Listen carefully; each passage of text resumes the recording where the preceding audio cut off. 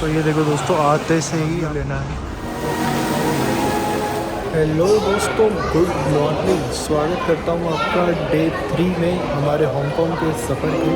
आज है तीसरा दिन और आज हम जा रहे हैं मकाऊ के फेरी टर्मिनल पर ही मैं अभी यहाँ पर खड़ा हूँ और यहीं से मैं अपने इस व्लॉग की शुरुआत कर रहा हूँ। आपको इस वीडियो में बहुत कुछ बताने वाला हूँ, जैसे मकाऊ जाने के लिए क्या कुछ रिक्वायरमेंट्स होती हैं इंडियंस के लिए और क्या कुछ तरीके हैं जिनसे आप मकाऊ हांगकांग से जा सकते हैं।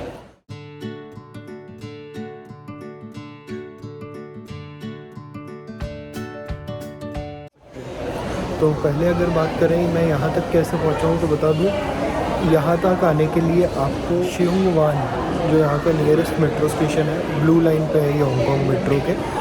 और अगर आप शिमशाशोई एरिया से मतलब रेड लाइन से यहाँ पर आना चाह रहे हो तो पहले आपको सेंट्रल स्टेशन पर उतर करके चेंज करना पड़ेगा और ब्लू लाइन में बैठ करके आप यहाँ तक आ सकते हो। और अगर आप हांगकांग आइलैंड पर ही हो तो यहाँ पर एक बहुत ही बेहतरीन चीज़ चलती है जो मैंने आपको डे 1 पे दिखाई थी, जिसे हम ट्रैम कहते हैं। उस ट्रैम के ना बहुत सारे फ़ायदे हैं। पहला तो ये कि उसमें बैठे बैठे जो व्यू आता है हांगकांग सिटी का, वो शायद ही और किसी चीज़ में आता है, क्योंकि मेट्रो क्या है, मेट्रो बार बार अंडरग्राउंड चली जाती है। तो अगर आपको व्यूज़ इन्जॉय करने हैं तो मेट्रो उसके लिए बेस्ट ऑप्शन नहीं है। और दूसरा ये कि वो काफ़ी चीप है, मतलब उसका फ्लैट रेट है। आप कितना भी ट्रैवल करो, पूरे आइलैंड को वो कवर करती है। आप कितना भी ट्रैवल करो उसमें $3 ही लगते हैं, फिक्स्ड रेट है। तो वो काफ़ी सस्ता पड़ता है। मतलब बस ये है उसका एक माइनस पॉइंट कि वो थोड़ी सी स्लो रहती है। मतलब अगर आपको मेट्रो 20 मिनट में कहीं पहुंचाती है, बस 25 मिनट में पहुंचाती है, तो इसमें आपको 35 मिनट लग सकते हैं ऑन एन एवरेज। फ़िलहाल बात करता हूँ कि मकाऊ जाने के लिए इंडियंस को क्या कुछ वीज़ा वगैरह के रिक्वायरमेंट्स रहते हैं। तो बता दूँ, मकाऊ इंडियंस के लिए वीज़ा फ्री है। मतलब हांगकांग जैसा आपको कोई प्री अराइवल रजिस्ट्रेशन भी फिल नहीं करना पड़ता है।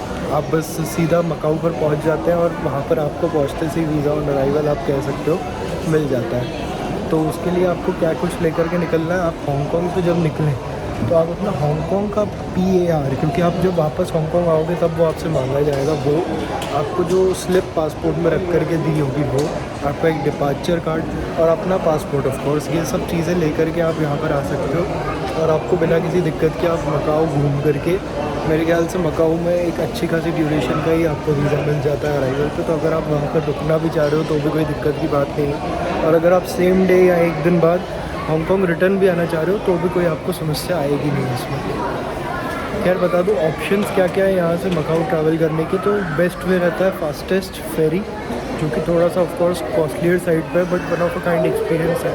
अगर आप आ रहे हो, सब कुछ एक्सपीरियंस कर ही लिया है, केबल कार, ट्रैम, मेट्रो, तो फिर इसे भी क्यों छोड़ो। बात कर ले रेट्स की तो $175 लगते हैं वन वे वीक डेज़ पे, और संडेज़ सैटरडेज़ पर आपको $190 लगता है। दो कंपनीज़ ऑपरेट करती है ये फेरीज़, पहली है टर्बोजेट और दूसरा है कोटाई वाटर जेट। दोनों में कुछ भी डिफरेंस नहीं है, बस सेम है, सीटिंग वगैरह, टाइमिंग जो भी लगता है। बस ये है कि जो टर्बोजेट कंपनी है वो आपको उतारती है मकाऊ आउटर हार्बर पे और ये उतारती है आपको ताइपा हार्बर पे। तो अगर आपको वेनिशियन वगैरह घूमना है और आप सिंगल डे के लिए जा रहे हो, मतलब आप डे ट्रिप मार रहे हो मकाऊ की, तो आपको बेटर रहेगा अगर आप ताइपा सीधे उतरो। तो आपको वो जो आउटर पे उतर के एक बस वगैरह का ट्रैवल रहता है ना आधे घंटे का, वो बच जाएगा।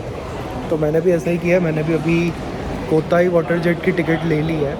उसके अलावा एक टिप मेरी ये भी रहेगी कि आप अपनी जो फेरी टिकट्स है ये प्री बुक करवा, 1 घंटे की फेरी राइड ले करके हम पहुंच चुके हैं मकाऊ में इमिग्रेशन हो चुका है।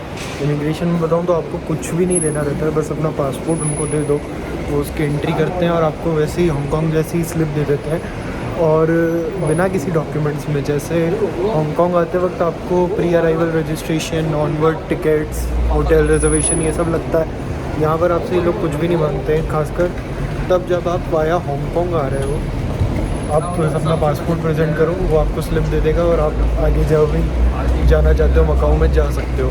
तो अगर आप हांगकांग नहीं सिर्फ मकाऊ का ट्रिप प्लान कर रहे हो तो आप कर सकते हो। उसके लिए वीज़ा के मामले में आपको कोई दिक्कत नहीं आएगी और आप सीधा हांगकांग एयरपोर्ट से भी ऐसी फेरीज़ चलती हैं, तो आप हांगकांग तक की फ़्लाइट ले सकते हो और फिर डायरेक्टली फेरी पकड़ के मकाऊ आ सकते हो, भले अगर आपको हांगकांग विजिट नहीं करना हो तो। दोस्तों पहले मैं सोच रहा हूँ यहाँ पर बाहर निकलने से पहले रिटर्न का टिकट ले लेता हूँ, क्योंकि जैसे मैं हांगकांग के टर्मिनल पे पहुँचा था तो उन्होंने कहा था कि सीधा आपको 2 घंटे बाद का टिकट मिल रहा है। तो अभी पता कर लेते हैं कौन सा टिकट अवेलेबल है और उसका क्या रेट है, तो उस हिसाब से वापस आते टाइम हम प्लान कर पाएंगे अच्छे से। देखते हैं कौन सी अवेलेबल है। ऐसे तो रात को 12 बजे तक चलती है ये फेरी, बट रात के रेट्स थोड़े ज़्यादा रहते हैं, लगभग 300 इंडियन रुपीज़। तो दोस्तों फ़िलहाल टिकट ले ली है रिटर्न फेरी की। रात को 11:59 जो सबसे लास्ट फेरी होती है उसकी टिकट मैंने ली है।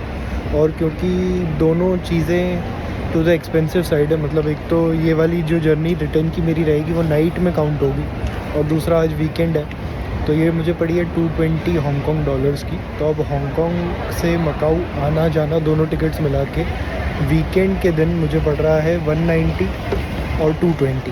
अभी यूँ समझ लो कि मुझे यहाँ पर 4:30 बज चुके हैं। 11:30 बजे मुझे वापस आना है यहाँ से जाने के लिए। तो मेरे पास है फ़िलहाल 7 घंटे मेरे पास मकाऊ में एक्सप्लोर करने के लिए।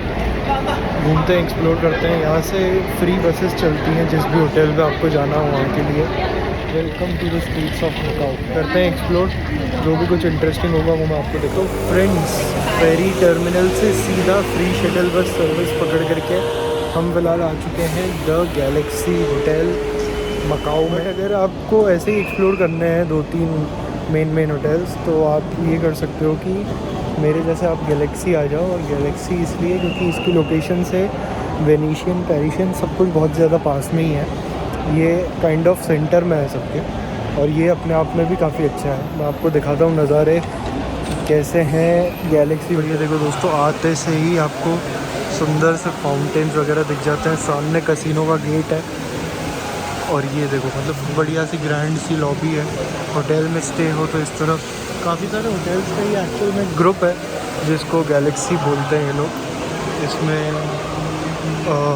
अंदाज़ होटल और रिच का। तो दोस्तों अभी मैं कैसीनो के अंदर से होकर के आ गया हूँ, और मतलब भाई क्या ही क्रेज़ी सीन था।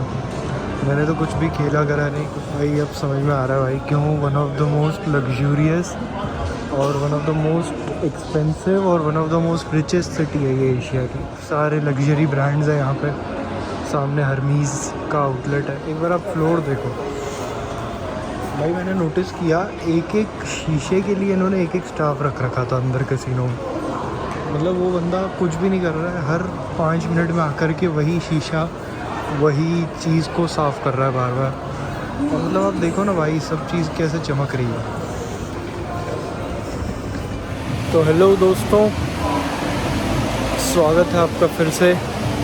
अभी हम गैलेक्सी होटल में ही हैं मकाऊ में। यहाँ पर काफ़ी सारे ब्रांड्स के आउटलेट्स थे, जिनमें से एक एप्पल मैंने विज़िट किया। आईफोन के रेट्स की बात करूँ तो यहाँ पे ऑफ कोर्स चीपर है, क्योंकि मेनली आईफोन्स चाइना में ही असेंबल होते हैं। थोड़े टाइम पहले तक इंडिया में मिलने वाले आईफोन्स भी चाइना में ही असेंबल होते थे, बट अब शायद बेंगलुरु के आसपास कहीं पर वो होने लगे हैं। रेट्स में ऑफ कोर्स आपको लगभग 20,000 का डिफरेंस पड़ेगा अगर प्रो मैक्स मॉडल्स की बात करूँ तो। और बट एक प्रॉब्लम जो है उसने मुझे बताया कि यहाँ पर जो मॉडल है वो ड्यूअल फिज़िकल सिम वाला है, और हमारे यहाँ इंडिया में जो चलता है वो सिंगल फिज़िकल सिम और एक ई सिम वाला मॉडल चलता है। तो उससे ये हो सकता है कि फ्यूचर में अगर कभी मैं वारंटी क्लेम करने जाऊँ, या समझो वारंटी ख़त्म होने के बाद भी मैं उसको रिपेयर करवाना चाहूँ, तो ऐसा हो सकता है कि इंडिया में वो हार्डवेयर जो मुझे ज़रूरत पड़े वो शायद ना मिले।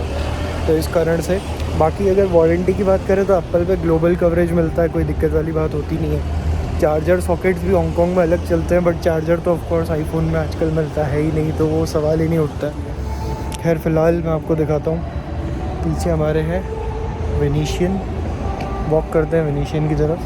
दोस्तों जैसा कि मैंने आपको बोला था कि गैलेक्सी की लोकेशन आइडियल है, अब वो क्यों है मैं आपको बताता हूँ। ये रहा गैलेक्सी मेरे पीछे, और ये इतना सा नहीं है, ये 3 बिल्डिंग्स का ग्रुप है। अगर आप दूर से देखोगे तो बड़ी सुंदर सुंदर सी 3 बिल्डिंग है। ये मेरे सामने आपको दिख ही रहा है वेनिशियन।